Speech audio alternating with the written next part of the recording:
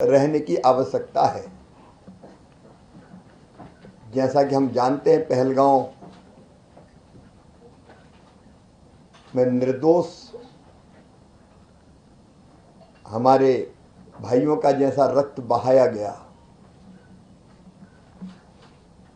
पत्नी के सामने पति को धर्म पूछकर मार दिया गया, पुत्र के सामने पिता को गोलियों से छल्ली कर दिया गया।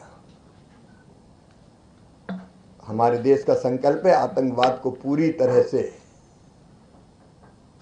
समाप्त करना, जड़ से उखाड़ फेंकना। और इसलिए हमें अपनी सेना पर गर्व है, उनके पराक्रम, उनका शौर्य, लेकिन मानवीय दृष्टिकोण भी। आतंकवादियों को हम नहीं छोड़ेंगे, उनके ठिकाने, उनके अड्डे तबाह किए, लेकिन हमने नागरिकों को निशाना नहीं बनाया। लेकिन पाकिस्तान जिस तरह से नापाक हरकतें कर रहा है, सेना मुंह तोड़ जवाब दे रही है, हर जगह मौकी खा रहा है। लेकिन कृषि विभाग के नाते मैं मानता हूं कि हमारी भी जिम्मेदारी है। हमारी जिम्मेदारी अपनी खाद्यान्न सुरक्षा सुनिश्चित करना। एक बार मुझे आवश्यक लगा, वैसे हमारे अन्न के भंडार भरे, गेहूं हो, चावल हो, अन्य अनाज हो,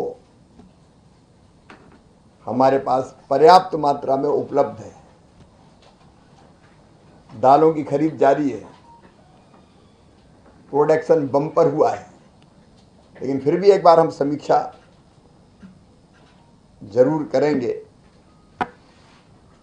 जवान सीमा पर तैनात है और किसान खेतों में है और वैज्ञानिक उसके साथ है। कल ही हमने योजना बनाई है, खरीफ के फसल में हम कैसे उत्पादन की नए आयाम गढ़े। हम लोग काम करेंगे किसान के साथ, खेतों में काम करने की और उत्पादन बढ़ाने की जवाबदारी हमारी है। फिर भी ब्रीफली एक बार गेहूं का उत्पादन, चावल की उपलब्धता, दाल, फल और सब्जी, इसके बारे में हम लोग चर्चा कर लें।